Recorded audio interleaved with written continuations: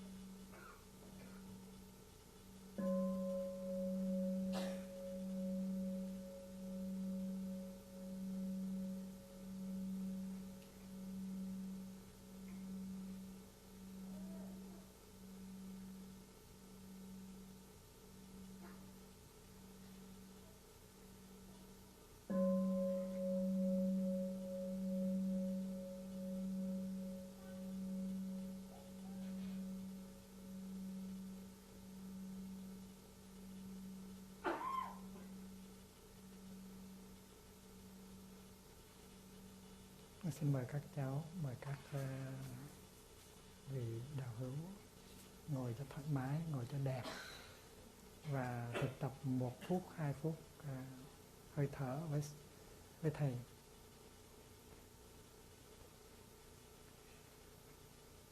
Con có 2 lá phổi và con mời Đức Thế Tôn thở bằng 2 lá phổi của con. Con mời Bụt thở bằng 2 lá phổi của con.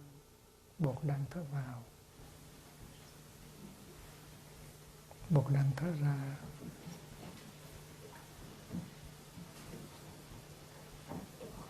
Bằng 2 lá phổi của con.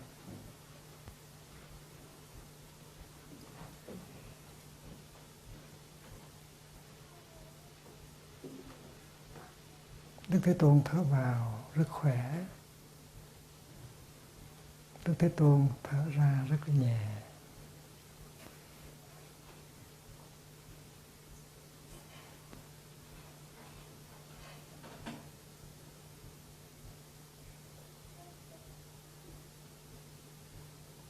Con cũng cảm thấy khỏe khi thở vào và nhẹ khi thở ra.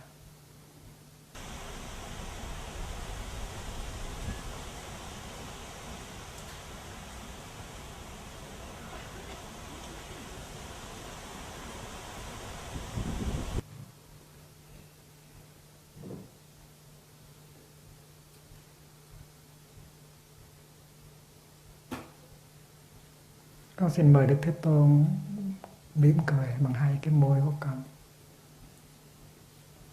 Đức Thế Tôn đang mỉm cười rất tươi và con cũng được hưởng sự tươi mát của Ngài.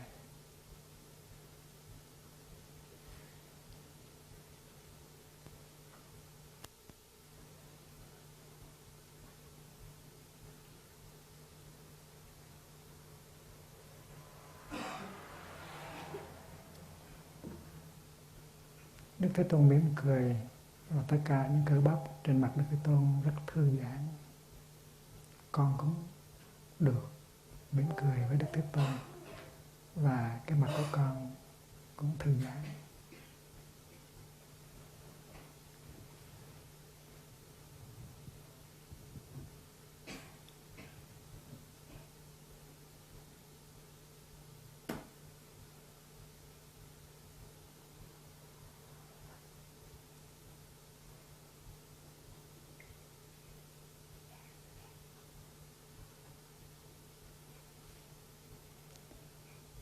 Con xin mời Đức Thế Tôn ngồi bằng cái sống lưng của con. Đức Thế Tôn đang ngồi rất thẳng với sống lưng của con và rất là thoải mái.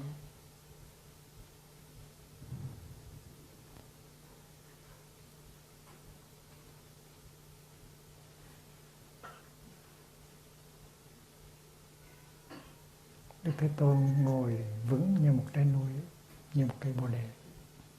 Con cũng được vững như núi, như cây bồ đề.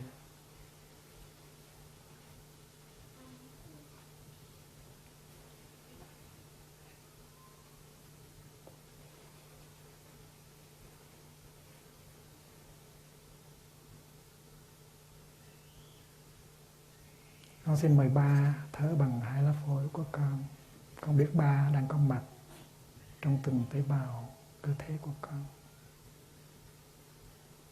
Ba thở bằng 2 lá phổi của con đi. 3 thở vào cho khỏe, 3 thở ra cho nhẹ.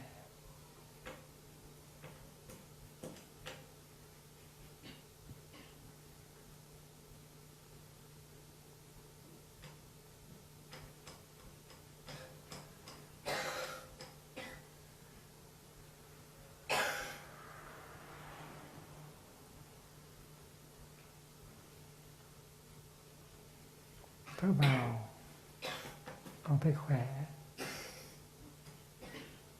Bà có thấy khỏe như con không?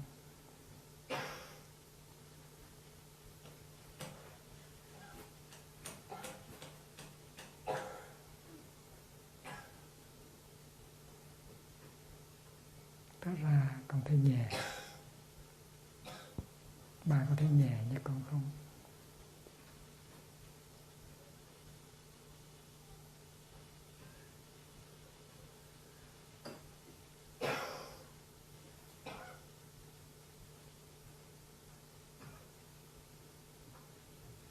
Con thở vào, con mời má cùng thở vào cùng với con.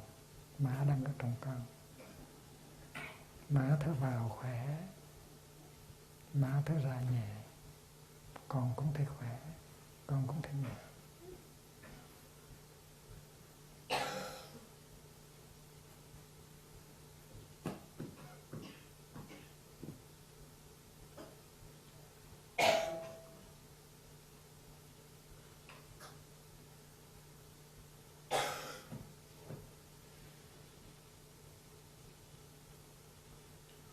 Thở vào, con thấy khỏe quá. Má có thấy khỏe như con không?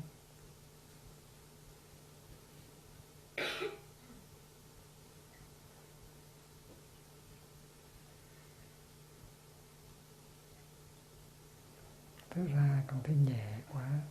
Má có thấy nhẹ như con không?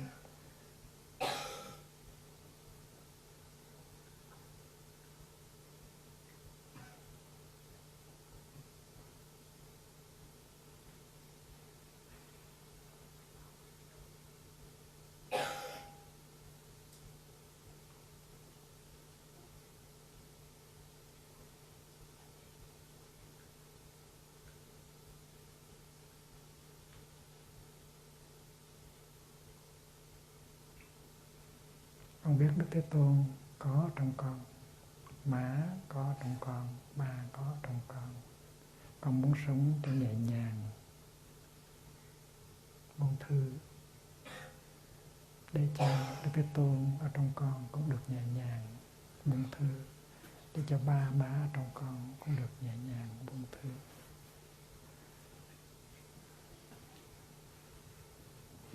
Kính thưa đại chúng, hôm nay là ngày mùng 1 tháng 8 dương lịch năm 2008. Chúng ta đã ở tại Sống Trung trong khóa tu mùa hè. Và hôm nay là bài pháp thoại đầu tiên bằng tiếng Việt.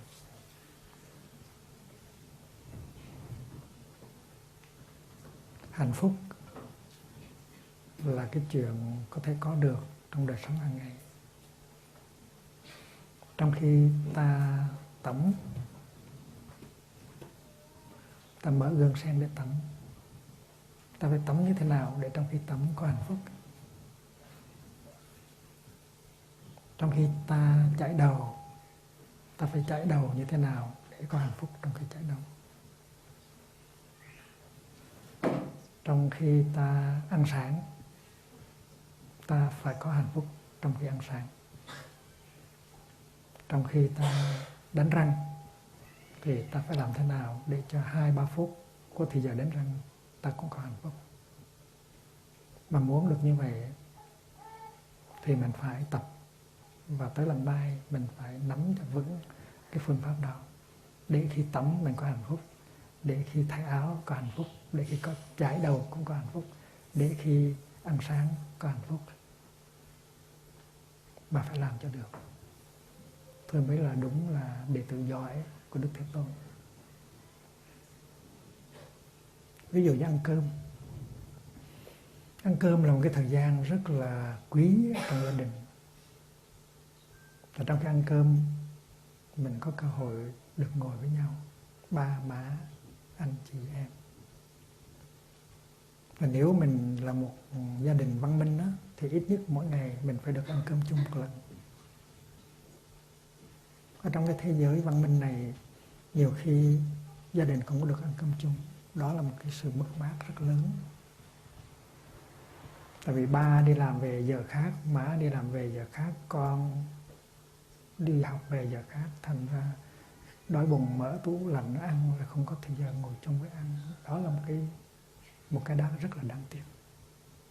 Thành nếu mình là một gia đình có văn minh thì mình phải sắp đặt như thế nào để ít nhất mỗi ngày mình phải có được một bữa cơm gia đình chung. Và mình phải sắp đặt trước. Mình về sớm cũng vậy, mình phải chờ. Và trong khi mình chờ đó thì mình có thể chuẩn bị. Ví dụ như mình đặt bàn, mình cắm hoa, và mình nghĩ tới ba sắp về, mẹ sắp về, hay là chị sắp về, thì mình rất là hạnh phúc trong khi mình cắm hoa. Và mình có thể vừa cắm hoa vừa thở, vừa đặt bàn vừa thở. Khi mà má đang ở trong bếp á, để chuẩn bị thức ăn á, thì tại sao mình coi tivi? Mình tắt tivi đi, mình xuống mình giúp má. Má ơi, con giúp được gì má không? Con rửa rau được không? Con đặt bàn được không? Và đó là những giờ phút rất là hạnh phúc. Tại vì các ngày không có được gặp nhau, mà buổi chiều về mà có cơ hội gặp nhau, mà người này thì mở tivi ra coi, người kia thì đem trò chơi điện tử ra coi, thì như vậy mình không có cơ hội gặp nhau.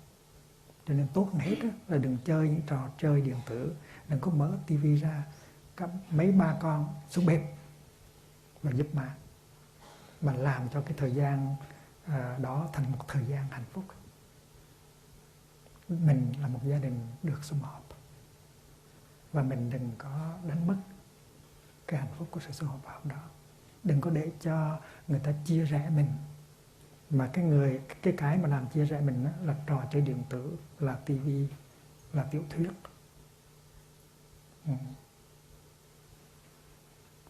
Người ta quảng cáo tivi là tivi đem người ta lại với nhau, kỳ thực không có đúng. Tivi nó chia rẽ mình. Mấy tờ báo cũng vậy. Buổi sáng khi ăn sáng á, thì trước khi đi làm á, thì ba ngồi ăn sáng với mình. Trước khi đi học mình cũng được ngồi ăn sáng với má với ba, thì mình phải nhìn nhau, mình mỉm cười. Còn nếu ba lấy cái tờ báo lên đọc và coi thử là cổ phần nó lên hay là nó xuống, thì như vậy ba lấy cái tờ báo ba che mặt những người ba thương.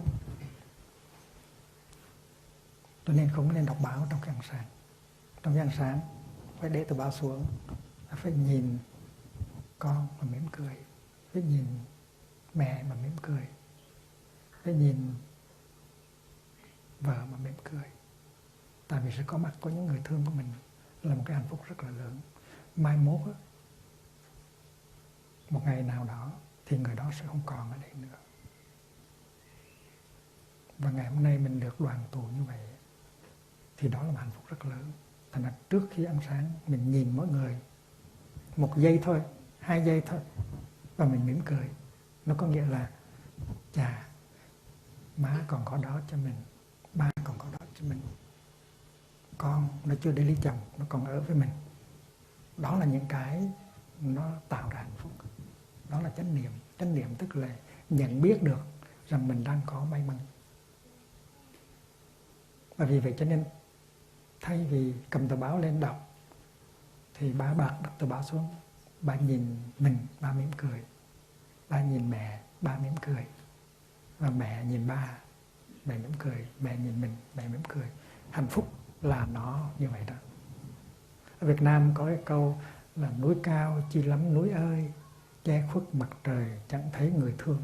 Khi mình bị chia cách á, không có gặp được người mình thương thì mình khóc, mình thương. Nhưng mà khi người thương qua được bên này rồi, đang ngồi trước mặt mình ăn sáng, mình lại lấy cái tờ báo mình che đi. Không phải là núi nó che, mà tờ báo của mình nó che. Đây là những cái mà mình phải học. Và tivi nó che. Có thì giờ với ba, có thì vợ với má, có thì giờ với con mà không chơi, Không có chuyện trò, không có nắm tay nhau, không có than thở với nhau, mà lại mở tivi ra, thì chính cái tivi là một cái yếu tố của sự chia rẽ. Và những cái trò chơi điện tử cũng vậy. Cho nên ba má và các con phải ngồi họp lại, hội đồng gia đình, để mà bàn về những cái chuyện đó. Cái đó gọi là pháp đàm. Pháp đàm về hạnh phúc. Làm thế nào để nâng cao cái mức hạnh phúc ở trong gia đình. Mà cái này không cần phải mua, không cần phải tốn tiền để mua. Thành ra thầy dặn, và quý vị cũng phải thực tập ở ngay ở đằng mai, là khi mà mẹ đang chuẩn bị cơm nước thì mình không có nên coi tivi, mình không có nên chơi những trò chơi điện tử. Ba cũng vậy, mấy cha con xuống để giúp mẹ, tíu tít với nhau như là một gia đình có hạnh phúc. Điều này làm được không? Khó lắm không? Không có khó. Mỗi người một tay thì mình làm cho cái giây phút đó là giây phút hạnh phúc, chứ không phải là ngồi xuống ăn mới có hạnh phúc. Có nhiều người trong chúng ta chỉ nghĩ tới làm sao có được món thật ngon, thì khi mà ngồi xuống ăn cái món ngon đó mới có hạnh phúc. Không có đúng. Ngay trong khi chưa ăn, ngay trong khi chuẩn bị đã thấy hạnh phúc rồi. Không có đợi ngồi xuống ăn món đó mới hạnh phúc. Và mình có thể đặt thành một cái truyền thống là trước khi ăn, mình ngồi mình thở 3 hơi. Mình thở để mình nhìn những người xung quanh. Mình nói sướng quá, ba còn đó, má còn đó, con gái còn đó chưa đi lấy chồng, con trai còn đó chưa đi trường đại học ở tỉnh khác. Mình đang có hạnh phúc. Và chỉ cần 1 giây, 2 giây, 3 giây là đủ rồi. Hạnh phúc là như vậy. Và nếu như chiều hôm nay mà má có nấu được một món canh măng và bà thích á,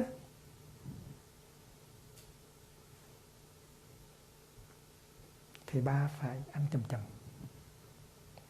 Đừng có ăn cho mau, tại phải ăn chậm chậm. Tại cái hạnh phúc á, mình phải kéo nó dài ra. Nếu ăn mau quá rồi bỏ đi ngủ hoặc đi coi tivi thì rất là uổng. Thành cái thời gian hạnh phúc phải được kéo dài. Thành ba đừng ăn hấp tấp, ba ăn rất là chậm, ngậm mà nghe. Ở bên Pháp nó quảng cáo rằng là, nó quảng cáo ice cream hay là yogurt, hay nó quảng cáo rằng là ngon quá đi, ăn chậm chậm để cho nó được lâu. Mange-la lentement pour que ça dure longtemps. Eat it slowly in order to enjoy it for a long time. Mange-la doucement pour que ça dure longtemps. Thì Tây họ cũng có cái tuệ giác đó, mà tuệ giác đó có trong đạo Phật là chánh niệm. Mình phải biết kéo dài giây phút hạnh phúc. Mình đừng có cắm đầu cắm cổ ăn cho mau, phải ăn rất là chậm, phải thưởng thức cái giây phút hạnh phúc, chứ đừng có ngốn cái hạnh phúc vào. Phải ăn chậm chậm, phải để ý tới. Ăn mà ngon không phải là chỉ có món ăn ngon không thôi, mà phải có những cái người ăn, người thân của mình ngồi một bên ăn mới ngon. Tạng Đài Nguyễn Khắc Hiếu có viết một đoạn văn về cái chuyện đó. Có một bình hoa, cái nhà rất là sạch. Tất cả cái đó đóng góp vào hạnh phúc. Và mình có thể góp phần vào làm cho cái nhà nó đẹp. Và mình giống như một bông hoa tươi mát. Mình ngồi đó, ba nhìn mình sững, tại vì ba thấy mình đẹp quá. Mình mới có 5 tuổi nhưng mà mình rất là tươi, rất là mát như bông hoa.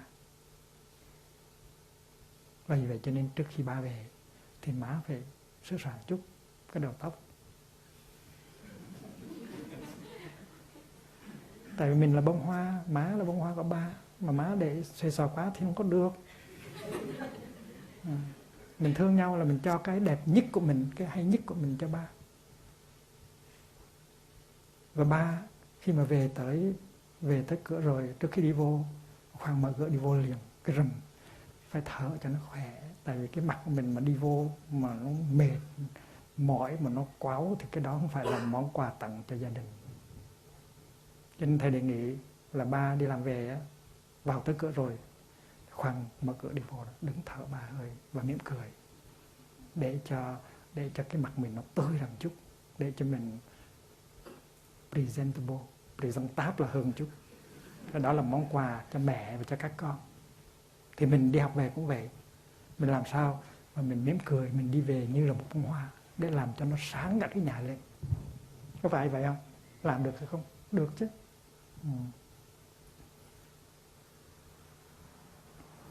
Và trong khi ba ngồi ăn cái món canh măng này, ba gật gù. Chỉ cần nhìn ba ăn là má hạnh phúc lắm rồi. Nhưng mà nếu ba nói đằng câu, trên đời này chỉ có một mình em nấu được một cái bát canh như vậy thôi. Ôi giờ thì má là hạnh phúc lắm. Và nói một câu như vậy thôi. Thì mấy cái đó là mình phải học và mình làm được. Hạnh phúc không phải được mua bằng tiền đâu. Hạnh phúc là ở chỗ có chánh niệm, biết trân quý những gì mình đang có. Thì mình còn nhỏ nhưng mình cũng làm được. Má ơi, cái món kho này má nấu tuyệt quá đi, má dạy con không? Vậy đó. Hạnh phúc là do cho đó.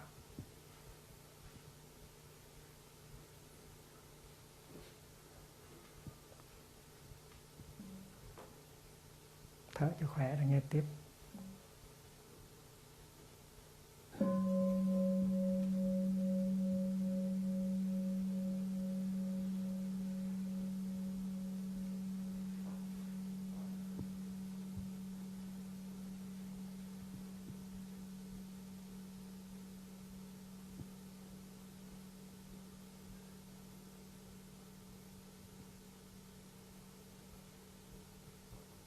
Trong bữa ăn,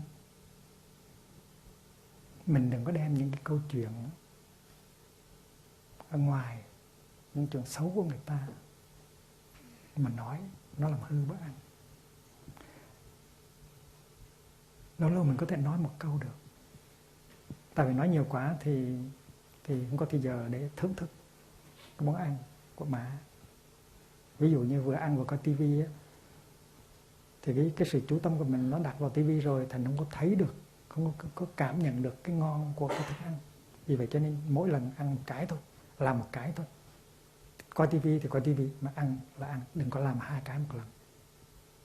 Cái đó gọi là định concentration, samadhi. Định có nghĩa là chuyên chú vào một cái.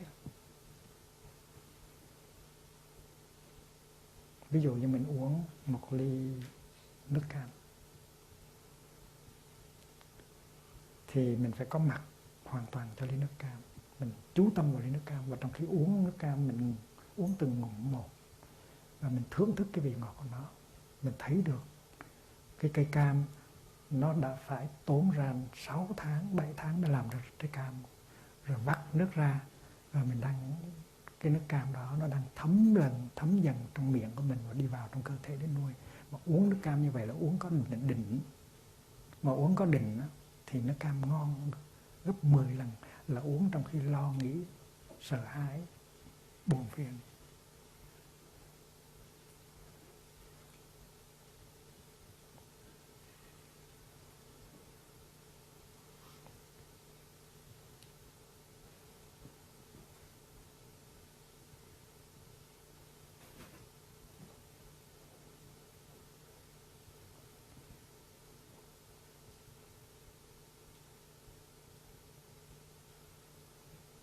Khi mình chảy răng thì mình cũng có thể chảy như thế nào để có hạnh phúc trong đó, trong lúc đó.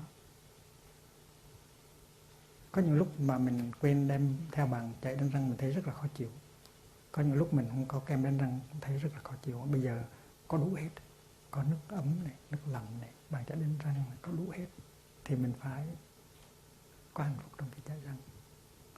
Chải thông thả thôi. Và nếu mình có niệm, có định thì là thời gian chảy răng cũng là thời gian hạnh phúc. Thầy đã trên 80 tuổi rồi, mỗi khi đánh răng thì thầy đánh răng như vậy đó. Trời ơi, tới tuổi này mà mình còn có răng để đánh, sướng quá. Tự nhiên hạnh phúc nó tới. Tại vì có những già móm, có những bà già móm nó không có răng để đánh, mà mình còn có răng đánh là hạnh phúc quá lớn rồi. Mà cái đó là niệm và định đó. Còn tới chùa là phải học làm sao để có niệm và có định thì nó tăng trưởng cái hạnh phúc. Mình có má, mình có ba, mình có cơm ăn mỗi ngày, mình có xe chở mình đi học, mình có tương lai, mình hạnh phúc lắm. Tại vì trên thế giới biết bao nhiêu người trẻ không có cơm ăn, không được đi học, phải đi ra bới những cái đống rác để lượm những cái bao ni lông về, rồi cân ký để bán lấy tiền mua cơm. Mà trong cái đó thì mình rất là hạnh phúc. Cái đó là nhớ như vậy thì tự nhiên mình thấy mình rất là may mắn. Cái đó gọi là niệm là nhớ rằng mình có những điều kiện hạnh phúc. Và vì vậy cho nên niệm là một nguồn số của hạnh phúc. Nhớ rằng mình còn có ba, mình còn có má, mình không có bị đói bữa nào, ngày nào cũng được ăn, đêm nào cũng có giường để ngủ, và mình đang được đi học. Hạnh phúc rất là lớn. Vì vậy cho nên nghĩ tới những cái đứa trẻ mà không có cơm ăn, nó cầm cái chén mẹ và nó cứ đợi hoài, giờ này giờ khác mà cũng có gì ở trong đó cả. Trong cái đó mình về, mình biết chắn là tối nay thế nào cũng có ăn. Cái đó là nguồn số của hạnh phúc, niệm và định.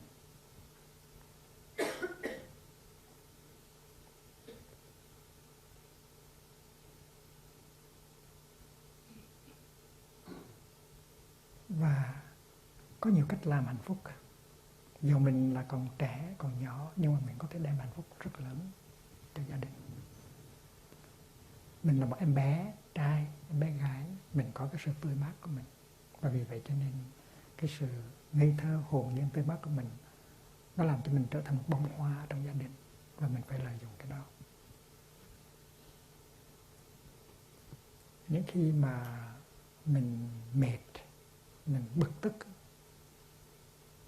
mình buồn chán, thì mình phải biết làm thế nào để cho mình bớt mệt, bớt bực tức, bớt buồn chán.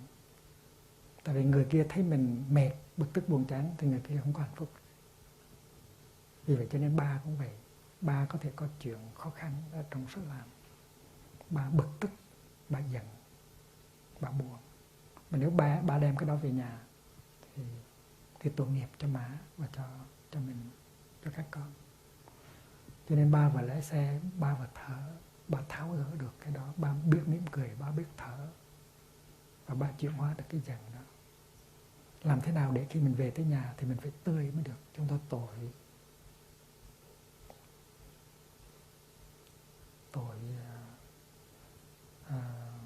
cho mẹ của các con mình và tội cho các con mình. Bởi vậy cho nên ba biết cách xử lý những cái buồn, những cái giận, những cái lo của mình để ba có sự tươi mát mà tặng cho má và cho các con. Thì mẹ cũng vậy. Mẹ có đi làm hay mẹ không đi làm thì lâu lâu mẹ cũng có vấn đề. Mẹ có những lo lắng, có những ưu sầu, có những khó khăn. Và mẹ không có muốn lộ những cái đó ra. Mẹ muốn tươi như một bông hoa thì mẹ phải thực tập thôi. Mẹ phải thực tập hơi thở có ý thức. Mẹ phải biết ôm ấp những cái nỗi khổ niềm đau của mình. Mẹ phải tập mỉm cười và tập buồn thương để cho mẹ mãi mãi còn là bông hoa cho ba và cho các con. Điều này là điều làm được. Khi mình xuất hiện trong gia đình đó, thì mình phải tươi. Nếu không thì tội cho gia đình. Tại vì mình thương mà. Mình thương thì mình hiến tặng cái đẹp nhất của mình, cái hay nhất của mình cho những người mình thương. Mà cái sự cầu nhau, cái sự bực bội, cái sự cáu kỉnh của mình là những cái mà mình không có nên đem tặng. Mình phải giấu đi. Nhưng mà đôi khi giấu không được. Cho nên mình phải biết tu. Biết tu. Tu là gì? Tu là để mà xử lý cái đó, để mà làm cho nhẹ bớt, để chuyển hóa cái đó. Mà tới lần mai là mình học được các thầy, các sư cô cái cách đó. Các cháu thấy các thầy, các sư cô lần mai cứ cười hoài. Có nhiều thiền sinh Họ nói là nếu mà tôi tới lần mai tôi học được cái đó là về nhà là đủ xài rồi. Tại vì nói cái gì các sư cô cũng cười hết rồi. Nói trắng sư cô cũng cười, và nói đen sư cô cũng cười, và nói vàng sư cô cũng cười. Tại sao hay quá vậy? Và nếu tôi học được cái đó rồi về nhà là đủ sai đấy. Mà có thiền sinh mét lại với thầy như vậy đó. Và vì vậy cho nên bài pháp thoại hôm nay á, nó không cần dài thì nhắc lại những điều mà thầy căn dặn. Thứ nhất á, là phải học cho được để sống đời sống hàng ngày, để cho có hạnh phúc trong mỗi giây phút. Trong khi ăn cơm á, phải có hạnh phúc. Phải pháp đàm mới tìm ra được cái cách. Trong khi chưa ăn cơm, mới nấu cơm thôi, mới chuẩn bị thôi, phải làm thế nào để có hạnh phúc. Phải có mặt cho nhau, phải hiến tặng cho nhau cái sự tươi mát, cái tình thương. Đừng để những cái đau khổ, những khó khăn cuộc đời nó làm hư. Đừng để cho những cái tiêu thụ sản phẩm tiêu thụ như là tivi, báo chí, trò chơi điện tử nó chia cách mình. Và mỗi khi mình có những đau buồn, khó khăn thì mình phải biết tập thở, tập đi thiền hành, tập nhận diện, tập buông thơ để tháo gỡ. Mà nếu cần thì mình nhờ má giúp, mình nhờ ba giúp, mình nhờ anh giúp hay chị giúp, hay là mình nhờ thầy hay sư cô giúp. Email cho sư cô, email cho thầy, hỏi có những khó khăn như vậy thầy dạy con làm sao, sư cô dạy con làm sao, phải tháo gỡ cho được. Đừng có để những cái khổ đau, những khó khăn đó nó kéo dài ngày này sau này khác, rất là tội cho mình, mà tội cho mình, cho người thương của mình. Và bây giờ đây quý vị nào có câu hỏi thì hỏi.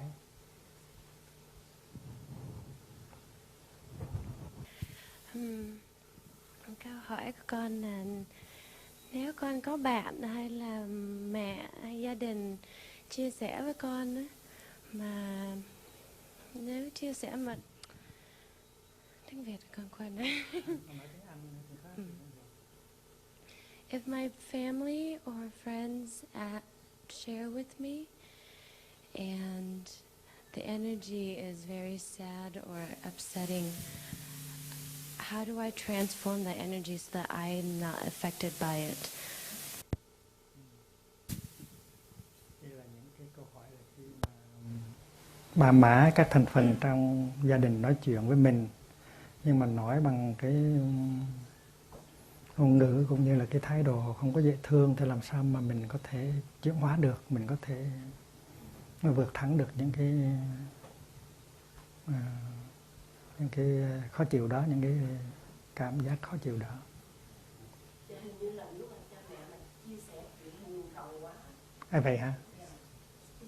They share that sadness.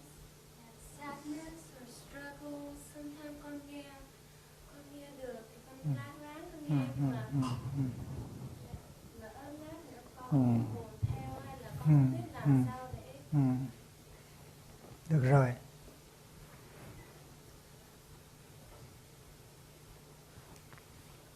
Thì bố mình, mẹ mình có những khó khăn trong đời sống, hay là đôi khi có những khó khăn với nhau, rồi nói cho mình biết. Và cái sức mình có hạn thôi, mình chỉ nghe được tới mức độ nào đó thôi. Nếu nghe tiếp thì mình bị tê liệt, mình không có tiếp tục tươi mát được, sống được. Thì mình có thể thưa thẳng: thứ ba, thưa má, hôm nay con nghe như vậy là đủ rồi. Con có cần thì giờ để con tiêu hóa những cái đó. Con sẽ suy nghĩ về những điều mà ba mẹ đã nói. Rồi nếu con có ý kiến gì xây dựng, con sẽ trình lên ba mẹ sau. Chứ bây giờ thì con xin phép là để lần khác. Từng đó là đủ cho con rồi. Phải nói như vậy. Và nói rất là dễ thương. Tại tất cả chúng ta ai cũng có những cái giới hạn. Đừng có vượt qua cái giới hạn thì chúng ta sẽ bị burn out, chúng ta sẽ bị hết di quất. Và ba má cũng nên biết là con nó cũng cần sự tươi mát. Mà nếu mình cứ lặp đi lặp lại những khó khăn khổ đau, và nhất là mình than phiền quá nhiều thì con nó sẽ lãnh đủ. Vì vậy cho nên trong khi nói chuyện với con phải nói những cái điều hay, những cái tin mừng, chứ đừng có chỉ nói những cái chuyện tiêu cực không. Nếu mà suốt ngày nói những chuyện tiêu cực không thì mình cũng chết luôn. Nếu mà ngày này sang ngày khác nói chuyện tiêu cực thì mình chết luôn. Mình phải được nuôi dưỡng bởi những cái tươi mát, những cái tin vui. Cho nên khi mà mình có một cái tin vui gì thì mình về phải báo liền. Và những cái tin vui đó có thể rất là nhỏ nhưng mà rất quan trọng. Ví dụ như hồi sáng mình hơi buồn mà sao mình vượt được, và đó cũng là cái tin vui. Thành ra mỗi người phải đem tin vui về cho gia đình mình. Các nhà tâm lý trị liệu cũng vậy. Các ngày họ lắng nghe những bệnh nhân của họ nói về những khổ đau, rồi lắng nghe một hồi rồi họ cũng bệnh luôn. Họ bị tâm bệnh luôn. Cho nên thầy luôn luôn nhắc họ là phải coi chừng. Mỗi ngày chỉ nên tiếp bao nhiêu bệnh nhân đó thôi. Rồi ngoài ra thì giờ phải đi chùa, phải tiếp xúc với những cái gì tươi mát, lành mạnh, đẹp đẽ để nuôi dưỡng, cho nếu không thì lâu ngày mình sẽ tiêu luôn. Thì đối với các nhà tâm lý trị liệu như vậy, thì đối với tất cả mọi người khác cũng như vậy. Chúng ta ai cũng có một cái giới hạn nào đó, chịu đựng nào đó. Đừng có đi quá cái giới hạn đó. Phải có thời giờ để tiêu hóa những cái đó. Và như vậy là mình phải có thời giờ để mà được nuôi dưỡng bằng những cái tích cực, những cái tươi mát, những cái niềm vui.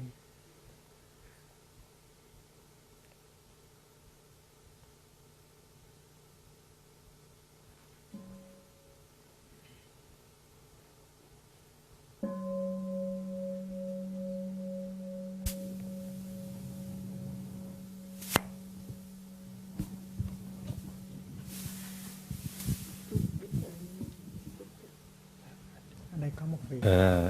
Kính thưa sư ông, kính thưa quý thầy, kính thưa quý sư cô, con tên là Cường ở tăng thân ở München, ở nước Đức. Thì trong sinh hoạt tăng thân á, tụi con thường là trong cái phần buổi thiền á, thì chủ yếu là để đến hơi thở. Và ít khi mà có những cái thực tập về quán. Thì con có được cái cơ hội đọc sách, cái quyển sách của sư ông về trái tim mặt, tên là tựa đề Trái tim mặt trời đó. Thì con có thấy rằng thì là trong khi quán đó, thì mình không nên dùng cái tư duy nhiều quá, mà nên dùng cái chánh niệm để soi sáng vấn đề. Thì con kính mong sư ông là chỉ cho chúng con cách quán như thế nào nó có hiệu quả mà không đặt vào cái lỗi là dùng quá nhiều tư duy.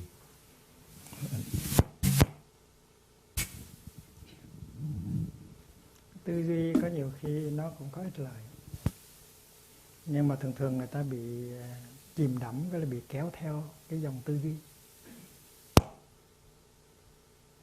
và càng nghĩ thì càng rối thêm. Cho nên tư duy là phải tránh tư duy. Ở trong thiền thì người ta biết rằng sử dụng những cái hình ảnh nó rất là quan trọng. Ở trong thi ca cũng vậy, hình ảnh rất là quan trọng. Người ta nói cái ngôn ngữ thi ca là ngôn ngữ sử dụng hình ảnh và sử dụng vần điệu nhạc. Thì ở trong thiền cũng sử dụng hình ảnh rất là nhiều. Ví dụ như là mình lấy lên một cái tờ lá, ta mình nhìn vào trong cái tờ lá đó và nhìn sâu, thì mình thấy được trong tờ lá này nó có yếu tố nước. Tại vì nếu không có nước thì cây đâu có được nuôi và làm sao mọc lá được. Cho nên trong cái tờ lá, nói nó là lá nhưng mà có nước ở trong. Và nhìn cho kỹ thì thấy trong tờ lá này nó có mặt trời. Tại nó không có mặt trời thì làm sao cây mọc được. Vì vậy cho nên trong tờ lá này mặt trời nó trú ẩn ở trong đó. Ở trong tờ lá này nó có đại địa, có đất. Và Nếu không có đất thì làm sao có tờ lá. Vì vậy cho nên nhìn cho kỹ thì thấy rõ ràng là trong tờ lá có đám mây, có ánh sáng, có mặt trời, có đại địa, có phân bón, có cái cây, và có người trồng cây ở trong. Và khi mình quán như vậy, mình nhìn như vậy thì tức là quán tức là thấy sâu được. Cũng như khi mình nhìn đứa con đó, mà nhìn cho kỹ thì mình thấy rằng trong đứa con nó có cha, có mẹ, có tổ tiên. Còn người không có quán thì nhìn đứa con chỉ thấy con thôi, không có thấy cha mẹ ở trong con, tổ tiên ở trong con. Phải thấy xã hội, phải thấy hoàn cảnh, phải thấy giáo dục, phải thấy thực phẩm ở trong thì mình mới bắt đầu thấy được. Cái đó gọi là quán. Quán có nghĩa là nhìn sâu. Nhìn sâu thì thấy được những cái mà người không quán không có thấy được. Và khi mà cha nhìn con thấy rằng mình có trong con, và khi con nhìn cha thì thấy rằng là cha có trong mình, thì lúc đó hai cha con không hẳn là hai cái thực thể riêng biệt nữa. Và mình thấy rằng hễ cha khổ là con không thể nào có hạnh phúc thật được. Và nếu con mà khổ thì không có cách gì mà cha có thể thật sự có hạnh phúc. Và vậy cho nên mình thấy rằng hạnh phúc, đau khổ là nó chung chứ không phải riêng. Mà thấy như vậy tức là quán. Và quán như vậy là có trí tuệ. Có trí tuệ như vậy thì mình biết rằng làm cho ba mình khổ tức là mình cũng khổ. Làm cho con mình mỉm cười được thì mình cũng hạnh phúc. Và cái đó là nhìn sâu và thấy được cái tính tương tức, tương duyên với nhau. Trong cái này có cái kia, trong cái kia có cái này. Thì quán á, nó đem lại cái thấy sâu sắc. Và cái thấy sâu sắc đó nó làm cho mình chuyển hóa những cái tư duy, những cái thấy sai lầm. Ví dụ như là mình là khác, ba là khác. Ví dụ như có những cái người con trai nó giận ba, cho nó nói rằng là cái ông đó hả, tôi không muốn có gì liên hệ với ông hết. Tôi nói như vậy tức là quá giận ba. Kỳ thực ba có đầy ở trong mình hết. Trong mỗi tế bào của mình có đầy ba hết. Làm sao lấy ba ra khỏi mình được. Vì vậy cho nên mình thấy rõ ràng mình là sự tiếp nối của ba mình. Không có cách gì mà lấy ba ra khỏi mình hết. Dù mình có giận ba cách mấy đi nữa. Mà thấy được như vậy thì rõ ràng rằng là mình phải hòa giải với ba ở trong mình. Và sau đó thì mình hòa giải với ba ở ngoài mình. Tại ba vừa ở ngoài mình, vừa ở trong mình. Thì những cái thấy đó chỉ những người tu thiền mới thấy được thôi. Tại vì nhìn sâu. Mà khi có cái thấy đó thì tự nhiên những phiền não của mình từ từ nó tan ra. Và mình tha thứ được, mình ôm ấp được. Thì thiền là nó có cái hiệu lực rất là lớn trong đời sống hàng ngày. Nó làm cho tiêu tan phiền não. Mà nếu thiền quán mà không có thấy có lợi ích gì cho đời sống hàng ngày thì cái đó là sai. Nó chưa phải là chánh quán, chánh thiền. Thiền quán nó phải cho mình thấy cái tự tánh vô thường, vô ngã, tương quan, tương duyên với vạn vật.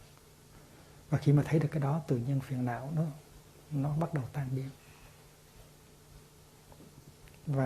Và cái đó tư duy nó có thể giúp một phần, nhưng mà nếu mình không khéo thì tư duy nó làm cho mình bị rối loạn.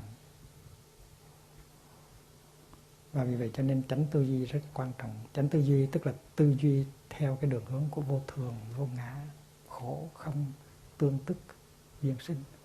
Còn mà tư duy mà ngược chiều đó tức là tà tư duy. Càng tư duy càng rối beng. Cô Bích.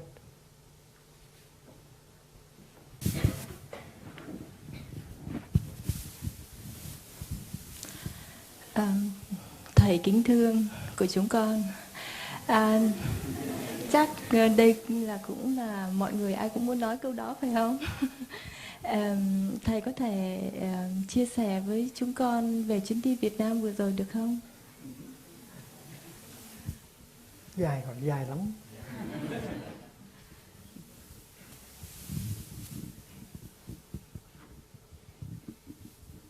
Chuyến đi vừa rồi á, thì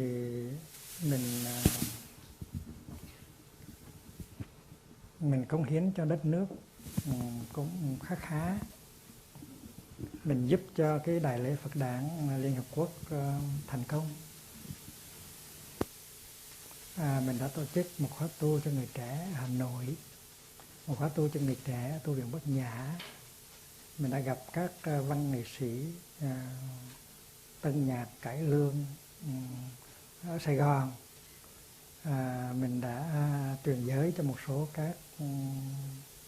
các vị tập sự xuất gia. Mình đã tham dự thiền hành, thiền tọa, pháp đàm, và không có ngày nào mình không có hiến tặng những bước chân an lạc, thảnh thơi cho đất nước, cho quê hương.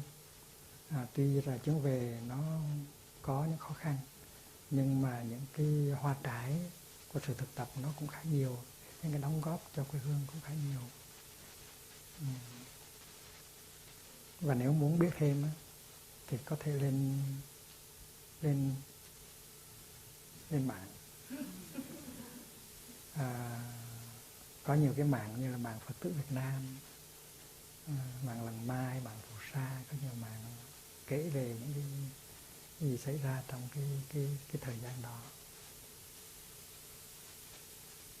Nhưng mà muốn biết chi tiết mà thì phải đợi tới lá thư Làng Mai số 32.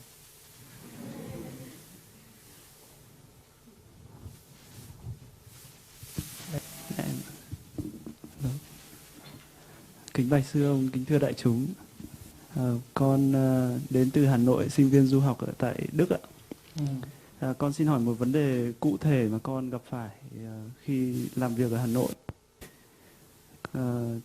Tức là khi đó con có cơ hội mà kiếm được một công việc tốt để đủ tiền để nuôi được cha mẹ, bởi vì cha mẹ đã về hưu.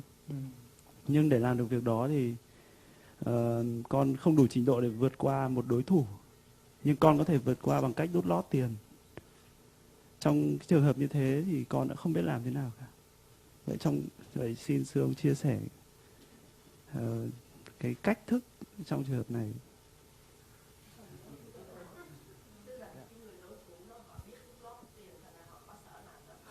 Không, mình có khả năng đút lót tiền. Cậu kia giỏi hơn mình ạ.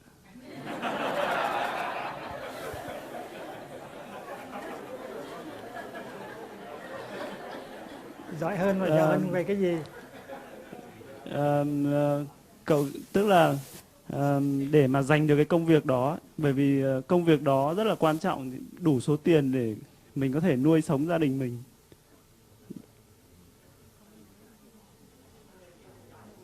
Dạ. Dạ. Dạ. Mà người kia có cần đút lót không? Giỏi rồi thì đâu cần phải đút lót à? Người kia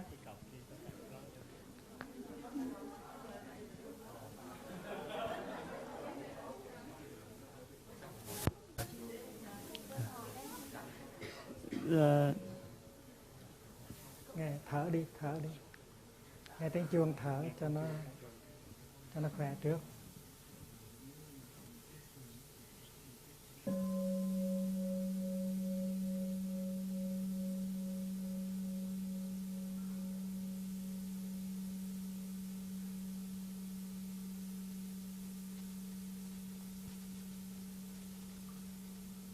Thầy có cảm tưởng là thầy hiểu được cái nỗi lòng của anh rất là khá sâu sắc. Và tại vì Làng Mai cũng đang có những khó khăn giống hệt như vậy. Ở Việt Nam mình muốn làm Phật sự, nhưng mà muốn làm cho nó dễ thì phải dùng phương pháp đó. Nhưng mà mình biết rằng nếu mình dùng phương pháp đó thì lương tâm mình không có cho phép. Tại vì đất nước của mình hiện bây giờ cái nạn tham nhũng nó tràn lan, nó làm thối cái xã hội của mình.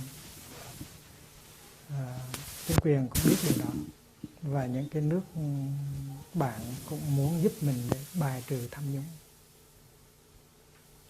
Vì vậy cho nên dầu mình có thành công bằng cách đút lót để có cái công ăn việc làm đó để nuôi cha nuôi mẹ, nhưng mà trong lòng mình nó vẫn sẽ có một cái sự hối hận, một cái mặc cảm là mình đã đóng góp vào cái sự nuôi tham nhũng, và cái hạnh phúc của mình nó sẽ không có toàn vẹn. Thành thử ra vấn đề là phải nên xét lại.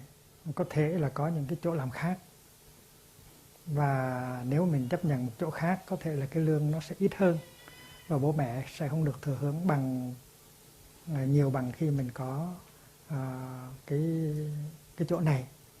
Nhưng mà đó là cái giá mà bất cứ ai mà có lương tâm đều phải trả. Chúng ta sống nghèo hơn một chút, khó khăn hơn một chút để đóng góp được cho đất nước. Đừng có đóng góp vào cái chuyện nuôi dưỡng tham nhũng. Đó là một cái quốc nạn rất là lớn.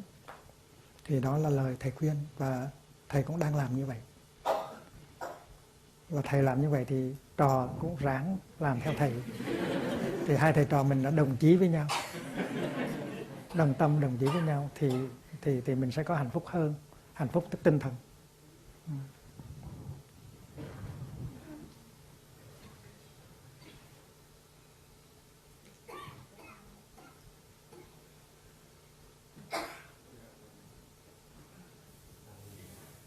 Dạ kính bạch thầy, kính bạch quý thầy, quý sư cô.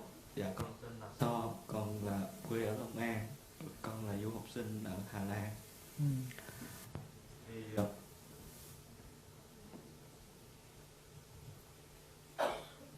con có một câu hỏi với thầy là con có nuôi một ý niệm xuất gia, nhưng mà đồng thời con cũng có một cái, tại vì cái ngành học của con á là ngành học về nano, con cũng rất thích về cái lĩnh vực này, và chương trình tiến sĩ của con sẽ còn 3 năm nữa mới xong. Thì con muốn xin sư ông một lời khuyên là con sẽ làm gì để nuôi dưỡng cái ý chí xuất gia đó trong thời gian con học. Và tại vì con biết là để trở thành để có thể trở thành một thầy tu thì cần rất nhiều phước duyên. Thì có thể thầy có thể cho con một lời khuyên là làm sao để con nuôi dưỡng để đủ cái phước duyên, đủ phước và đủ duyên, để mà có thể là khi mà con có thể đang theo đuổi cái, tại vì con nghĩ là cái ngành học đó cũng sẽ giúp con rất nhiều khi mà nghiên cứu Phật pháp, hoặc là ngược trở lại Phật pháp cũng giúp con một cái ý tưởng rất là lớn để hoàn thành chương trình về con. Bất cứ một cái ngành hiểu biết nào cũng có ích lợi cho cái sự học hỏi và thực tập chánh pháp hết. Điều đó là nó đúng. Thành khi mình xuất gia mà nếu mình có kiến thức về luật thì cũng có lợi cho Phật pháp. Mình có kiến thức về khoa học cũng có lợi cho Phật pháp. Mình có kiến thức về âm nhạc cũng có lợi cho Phật pháp. Mình có kiến thức về sử học cũng lợi cho Phật pháp. Bất cứ một cái ngành hiểu biết nào mà mình có khi mình đi xuất gia đều có lợi cho sự tu học của mình và cho tăng thân hết. Cái điều đó là điều mình phải công nhận. Mình chỉ cần làm vườn giỏi thôi, mình có cái tài làm vườn trồng rau giỏi thôi, và mình đi xuất gia thì với cái tài đó cũng có thể đóng góp được rất là nhiều cho hạnh phúc của tăng thân, chứ đừng nói là những chuyện khác. Nhưng mà nếu mình nhìn là trong tăng thân lần mai, mình sẽ thấy rằng có nhiều vị đã có bằng cấp tiến sĩ rồi,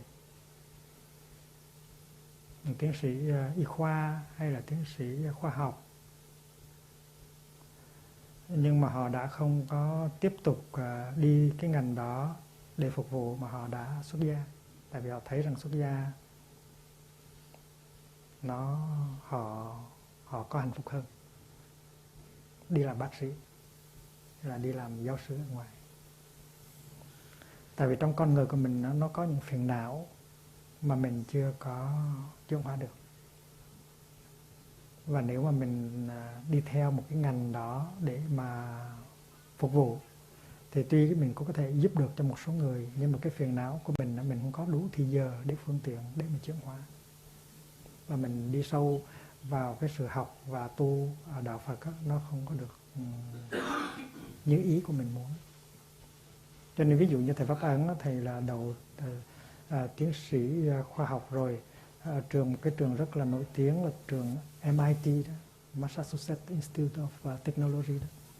Và thầy làm postgraduate studies khá nhiều. Nhưng mà khi mà thầy đọc Đường Xưa Mây Trắng, thầy nói bây giờ phải đi, lập tức đi thôi. Và tại vì trong cái đường tu học có nhiều cái mình phải học, và mình phải tập, phải thực tập. Và khi mình thực tập được thành công thì lúc đó mình có cái khả năng độ đời rất là lớn.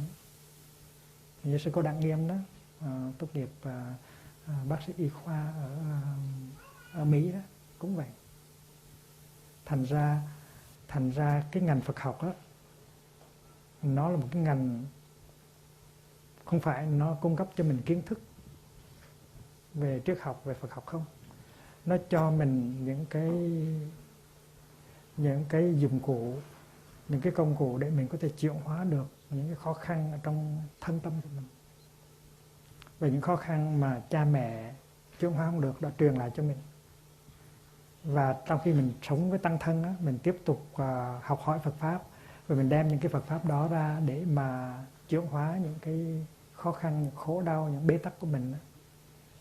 Và khi mà các thiền sinh tới với mình để tu tập á, thì mình đem kinh nghiệm của mình để mình soi sáng cho họ, mình học hỏi những cái khó khăn của họ, rồi mình giúp cho họ.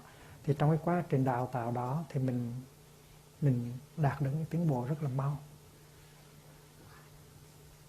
Và thật ra thì một người xuất gia thành công giúp cho không biết bao nhiêu là người, giúp cho hàng ngàn người, hàng chục ngàn người, hàng trăm ngàn người.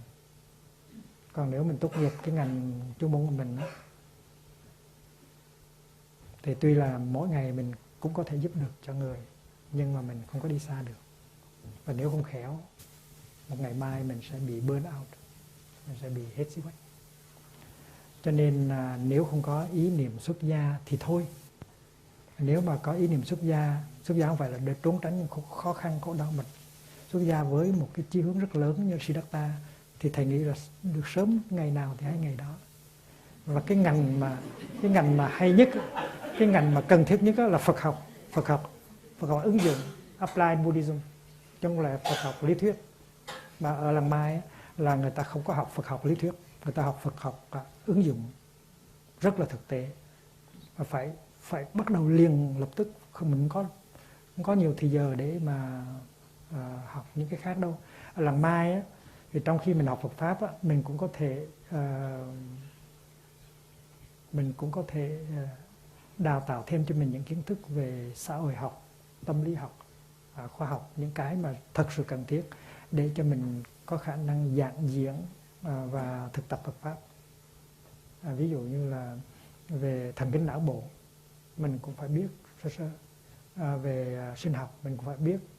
Mà có những cái bộ sách mà người ta nghiên cứu 30 năm, 40 năm và viết ra bộ sách, mình chỉ cần đọc bộ sách đó là mình hưởng được rất là nhiều rồi. Giống như người ta làm cỗ sẵn, mình ăn thôi. Thì có những cái cuốn sách, những cái bộ sách viết về văn minh Ấn Độ, văn minh Trung Quốc, mình chỉ cần đọc một bộ sách đó thôi là mình hưởng được không biết bao nhiêu mà kể. Và những cái nào mình thấy rất là cần thiết cho cái sự học hỏi và thực tập Phật Pháp của mình thì mình mới học thôi. Còn những cái môn học mà nó không có liên hệ trực tiếp thì mình không có học, mình phải chọn lựa. Vì vậy cho nên lời khuyên của thầy là nếu cái ước muốn xuất gia trong mình nó lớn á, thì mình nên xuất gia càng sớm từng nào càng hay từng đó. Nhưng mà cái ước muốn đó phải lớn hơn 100% mới được. Còn ít hơn 100% thì đừng đi xuất gia. Tức là mình vẫn còn lưỡng lự đó thì đừng có nên đi xuất gia. Nếu không xuất gia thì sống không được á, thì lúc đó mới nên đi xuất gia. Không xuất gia thì chịu không nổi, giống Siddhartha thì mới đi xuất gia thôi. Còn ít hơn thì đừng có nên xuất gia. Tại vì nó có những cái thách thức trong đời sống xuất gia. Nó có những cái thách thức trong đời sống xuất gia mà mình phải vượt qua. Tại vì trong khi xuất gia mình phải sống theo cái kỷ luật của tăng thân. Mình phải thi theo giới định tuệ, mình phải nương tựa vào tăng thân, và tăng thân dạy dỗ mình như thế nào mình phải đi theo thì mình mới thành người được. Chứ mình không thể nào sống như ở ngoài được. Tăng thân giáo giới mình, hướng dẫn cho mình phải đi theo tăng thân. Cái đó gọi là quý y tăng, taking refuge in the sangha. Dạ, con xin được tiếp tục hỏi một ý nhỏ. nếu mà ý chí xuất gia khoảng 95% thì Không nên đi xuất gia. Không nên đi xuất gia. Dạ, thì làm sao để nuôi dưỡng nó, làm sao để tưới tẩm cho nó và nuôi dưỡng cho nó lớn hơn 100? Dạ, cái đó là Không, cái đó nó do tuệ giác. Khi mà mình thấy rằng không thể nào không xuất gia được thì mình mới đi xuất gia. Ví dụ như Siddhartha đó, Siddhartha có rất là nhiều cái điều kiện vật chất, quyền hành, nhưng mà Siddhartha trăn trở. Siddhartha thấy rằng trong hoàn cảnh đó mình không thể nào có hạnh phúc hoàn toàn được, mình bất lực, mình phải tìm ra một con đường. Và vì vậy cho nên Siddhartha đã từ bỏ con đường chính trị, biết rằng con đường chính trị cũng có tương lai nhưng mà nó sẽ đưa tới bế tắc, cho nên mình mới đi tìm con đường tâm linh. Và khi mà Siddhartha xuất gia thì Siddhartha gặp rất là nhiều khó khăn, không ai muốn cho mình đi xuất gia hết, nhưng mà khi đã muốn rồi thì là mình đi thôi. Thành ra trong trường hợp này anh phải chờ cho đến khi nào anh va chạm thực tế, anh thấy được rằng là cái xuất gia là con đường duy nhất của anh, thì lúc đó anh mới đủ cái năng lực để rứt bỏ tất cả những cái khác. Khi mình còn vướng víu, dầu là vướng víu tình cảm hay vướng víu về cái ước mơ, thì lúc đó mình chưa đủ sức mạnh để mình giật đứt tất cả những sợi dây để mà đi đâu. Chỉ khi nào như Siddhartha đó, thấy rõ ràng không đi không được, thì lúc đó thì mình mới đi thôi. Khi mà thầy nói trên 100% là nói như vậy, trên 100% là như vậy.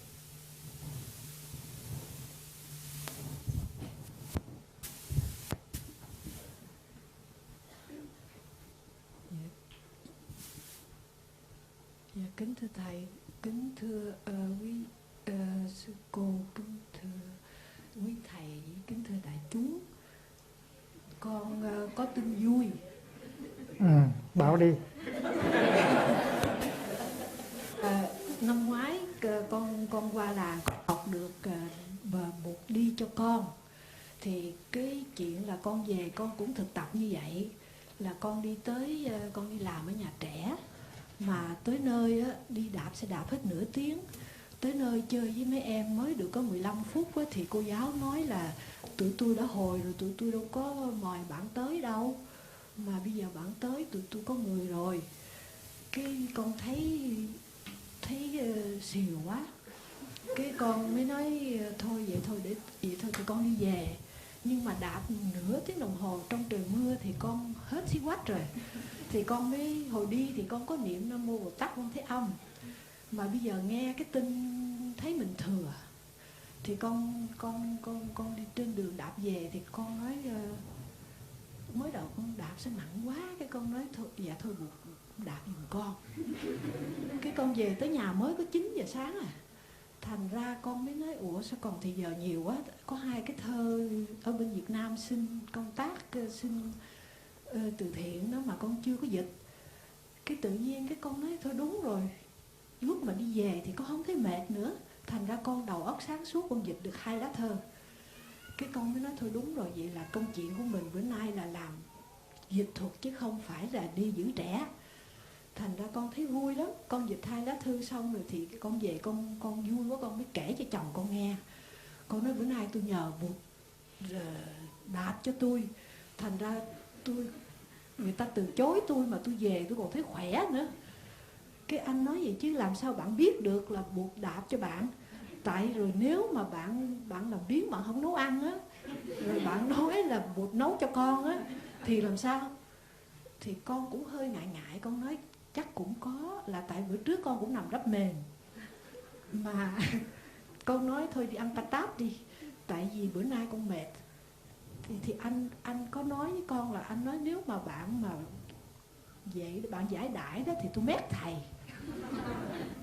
Mà con nghĩ lại cho cùng thì con nói anh nói đúng, tại bữa đó con giận lẫy, thành ra không nhờ Bụt được. Dạ là nằm luôn mấy tiếng đồng hồ vậy đó, là không nấu ăn. Nhưng mà cũng có nói là thôi được, nấu cho con. Là con biết thể mình nói vậy mà đúng đài đó là tự nhiên đứng dậy nấu mà không có mệt. Nhưng mà sao bữa đó nó xìu quá, thành ra con nằm suốt luôn. Thành ra là chồng con với lại bé An đi ăn patat.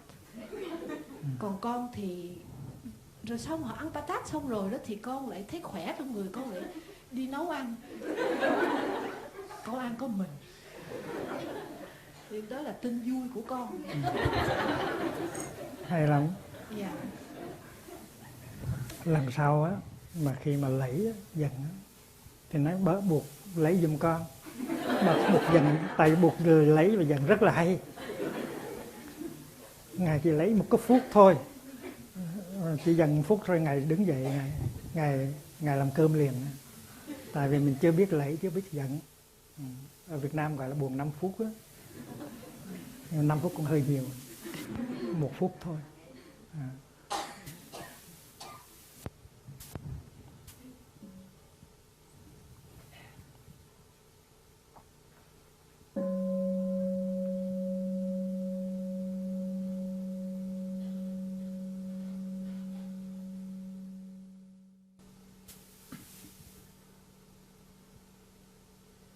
Dạ, thưa sư ông, tên con là Luận. Con muốn hỏi sư ông đó, là qua cái kinh nghiệm của sư ông đó, là cái gì quan trọng nhất khi xây dựng tăng thân trẻ, tăng thân cho người trẻ?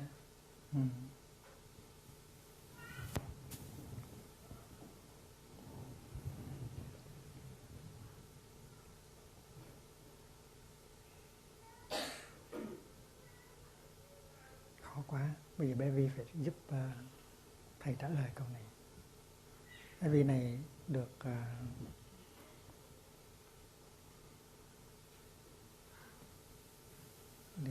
thai nghén ở Lần Mai.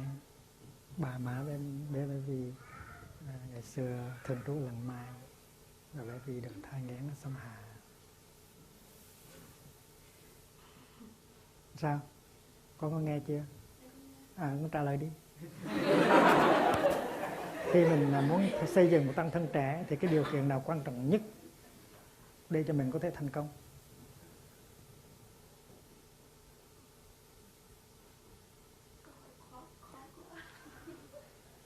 Khó vậy cho nên sư ông mới cần con. Ai giúp sư ông trả lời được câu này? Biết bao nhiêu người là tài, giúp sư ông chút đi.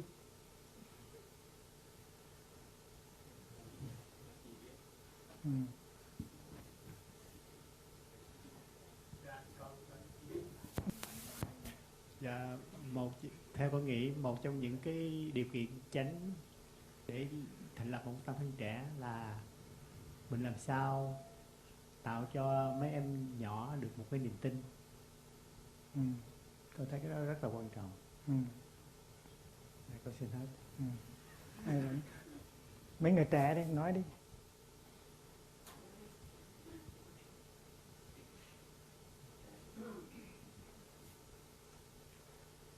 Con kính bạch sư ông và kính thưa sư ông và đại chúng. Thì giống như câu hỏi của anh này á, thì trong suốt toàn bộ cái quá trình kinh điển, kinh sách của sư ông có dạy, thì đó là mình có thể là lấy 2 cái chữ sư ông luôn nhắc nhở mình là đi qua cầu hiểu tới cầu thương. Thì cái đó sẽ là cái phương cách an toàn để có thể làm cho cái tăng thân trẻ có một cái sự vững mạnh. Hay lắm. Nghe chưa? Tức là phải có hiểu và có thương thì mình sẽ không có nhụt chí. Hay có hiểu, có thương thì là mình sẽ tiếp tục được. Cái đó là quan trọng. Mình phải hiểu được cái tâm trạng của người trẻ. Mình phải hiểu được những khó khăn của người trẻ, những cái thao thức của người trẻ, và ngay những cái khó chịu, những cái những cái khuyết điểm, những cái tật xấu của người trẻ mình cũng phải hiểu. Mình hiểu được rồi thì mình chấp nhận được và mình thương được. Và khi mà thương được rồi thì mình mới bắt đầu giúp được cho những người khác. Chứ còn khi mà mình chưa thương được, chưa chấp nhận được thì vẫn chưa có thể giúp cho họ được. Thành nó phải có cái sự kiên nhẫn, mà sự kiên nhẫn đó nó được biểu hiện bằng cái hiểu và bằng cái thương. Thì có những người tổ chức là chỉ muốn tổ chức thành công thôi, cho thành công thôi, về phương diện hình thức thôi. Nhưng mà một cái đoàn thể mà có cái giá trị thực tập đó, thì phải có cái nội dung.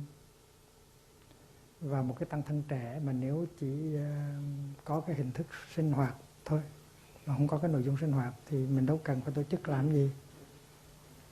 Và vì vậy cho nên mình phải làm thế nào để cho cái tăng thân trẻ đó nó có cái bản chất, nó có cái nội dung của an lạc, của hòa bình, của tình thương. Mà nếu mình không có cái hiếu và cái thương trong mình thì mình làm sao mình đóng góp vào được. Thành ra cái sự tu tập của bản thân mình là cái yếu tố căn bản để mình thành công. Nếu mình không có tu tập, mình chỉ muốn tổ chức cho người khác tu thôi thì mình sẽ thất bại.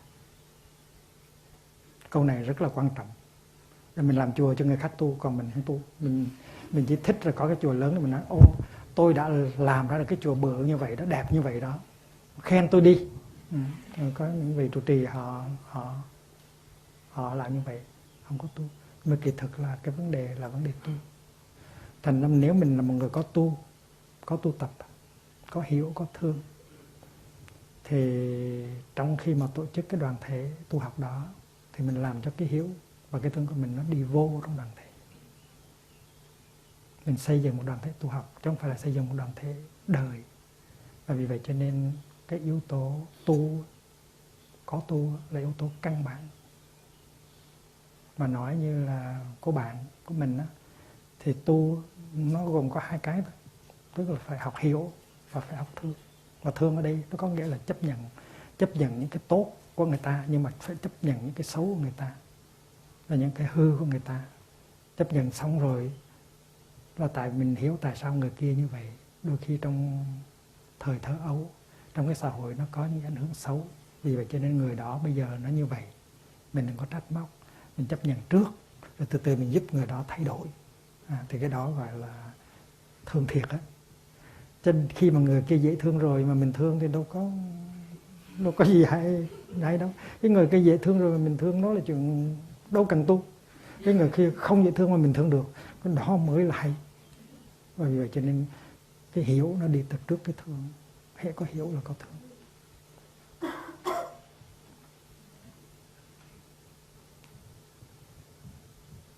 Ngày mai mình sẽ có một buổi vấn đáp bằng tiếng Anh.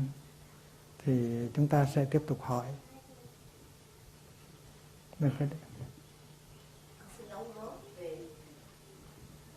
Về tăng thân trẻ đó, thì nãy giờ người nào ở trong chúng nói cũng rất đúng hết. Chúng ta cần tuệ giác của nhiều người mới đi tới cái chỗ mà thành công về chuyện lập một nhóm trẻ tu học. Thành ra ý của cháu mà hỏi như vậy là hay lắm. Nhưng mà sư cô nghĩ là có một cái điều rất quan trọng là 5 giới đó. 5 giới của mà sư ông trình bày trả lời rất là như là 5 phép tu luyện thôi. Không có nghĩa là mình giữ được tới 100%. Tự nhiên giới thứ nhất, giới thứ nhì, giới thứ ba, mình đâu có thể là nói mình không có giết sinh vật gì. Tại vì mình ăn dĩa rau luộc là đã có sinh vật chết trong cái dĩa rau luộc mình rồi. Nhưng mà mình đi càng nhiều càng tốt.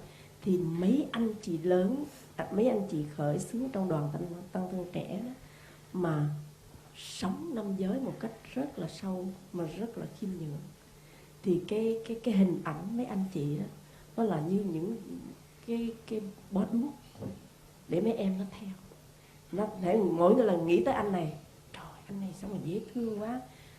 Cái cách anh nhìn những con thú vật, anh lắng nghe chị này chỉ ngồi lắng nghe cái bác kia rất là cực khổ, em kia rất cực khổ. Thì 5 giới đó, giới nào mình cũng đi về cái hướng đó càng nhiều càng tốt. Và phải có tình bạn. Thì khi mình lắng nghe thì mình sẽ xây dựng cái tình bạn. Và nhớ là tuổi trẻ là ham vui. Thành ra làm cái gì cũng phải vui. Đi picnic cũng vui, đi bộ 15 cây số để lạc quyên cho nạn nhân bão lụt thì cũng vui. Đi cũng vui chứ không đi mà rầu khổ gì không được, cái nào cũng phải vui hết. Thành ra vui nè, tình bạn nè, và 5 giới đó phải thể hiện trong cái cách sống của mình. Thì mấy anh chị khởi xướng mà sống một cách rất đẹp, rất lành, đúng theo giới thứ nhất, giới thứ nhì, giới thứ ba, giới thứ tư, giới thứ năm, thì thế nào cũng mình không cần kêu gọi mà mấy em tới, tự nhiên nó nhào tới. Rồi đó sư cô trẻ, sư cô bắt đầu làm một cái nhóm, hồi chưa quen sư ông mà sư cô chưa học được gì với sư ông hết, mà sư cô có cái niềm thương rất lớn cho trẻ con đường phố rất là nghèo cực. Thì sư cô sống rất là vui, thiên hạ tới đông thì là đông, sư cô cũng lập luôn đoàn thể 60-70 người trẻ đi vô mấy xóm nghèo. Mà cái đó là tại vì họ thương sư cô. Thành ra nếu mà mỗi anh em, mỗi một người sống cái đời sống rất là dễ thương thì thế nào mình cũng không có cần rủ ai hết, người ta cũng nhào tới người ta xin. Bây giờ sư cô cũng còn trẻ, mới có 70 tuổi thôi. Bây giờ xin đại chúng chắp tay lại, mình niệm Nam Mô Bồ Tát Quan Thế Âm để chấm dứt.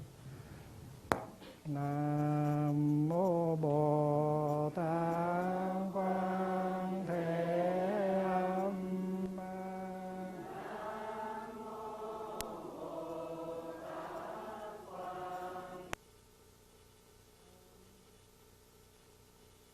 Nam Mô Bồ Tát Quan Thế Âm.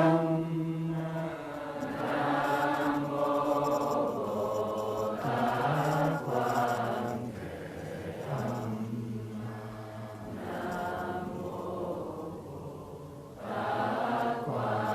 Thế Âm. Nam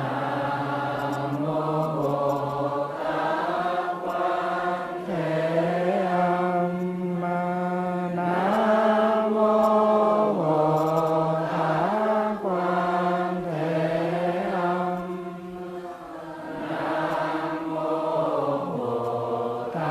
Thế Âm. Nam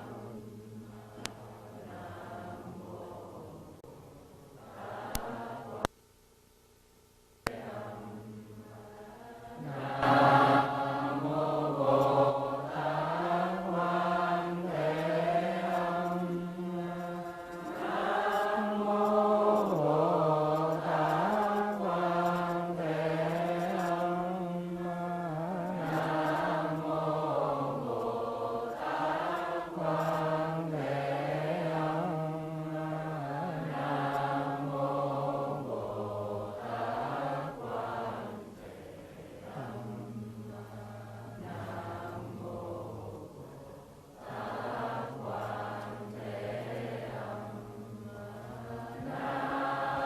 Mô Bồ Tát Quan Thế Âm. Nam Mô Bồ Tát Quan Thế Âm.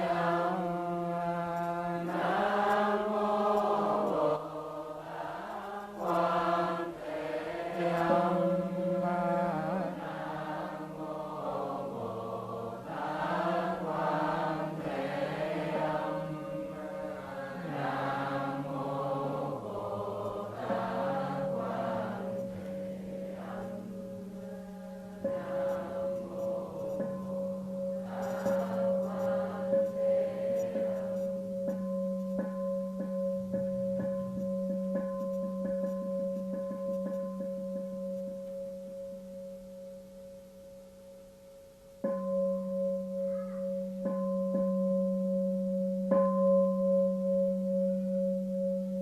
Nay mình nghe tiếng Việt đã không? Ngày mai mình sẽ gặp nhau ở tại xóm Hà lúc 8 giờ sáng. Xin kính chúc đại chúng ngủ ngon, đừng có thức khuya nha.